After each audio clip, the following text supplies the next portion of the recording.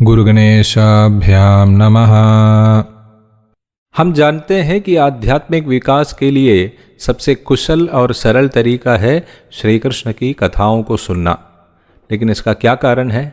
भगवान अपनी कहानियों में निवास करते हैं। ये भगवान के बारे में कहानियां नहीं हैं, बल्कि ये भगवान खुद हैं।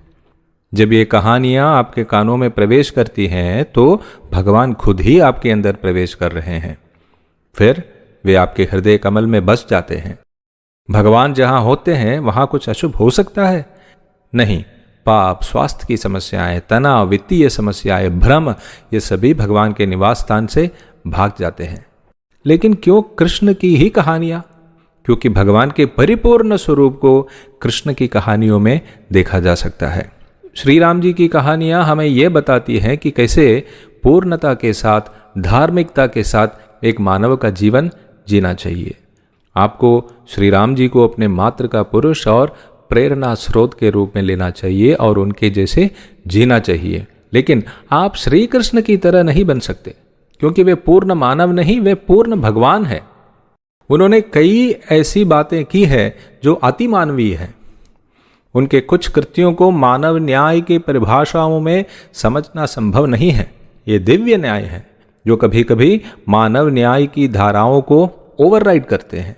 इसलिए जब आप कृष्ण की कहानियों को सुनते हैं तो वो पूर्ण सर्वोच्च दैवत्व आपके अंदर प्रवेश करता है।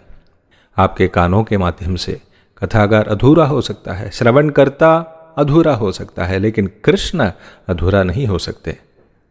उनकी कहानियां अधूरी नहीं हो सकती। वे आपके अंदर की सभी नकारात्मक चीज़ों को दूर भगाती हैं। आपके चारों ओर की सभी नकारात्मक चीज़ों को दूर भगाती हैं।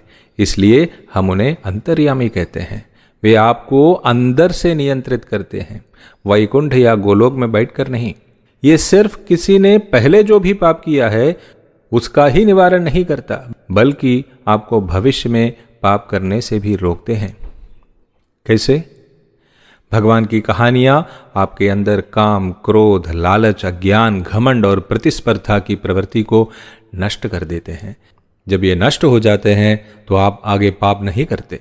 जब पाप चला जाता है तो सारी समस्याएं भी चली जाती हैं। आपकी सभी बंधनें काट दी जाती हैं। आपकी सारी चिंताएं और भय चले जाते हैं।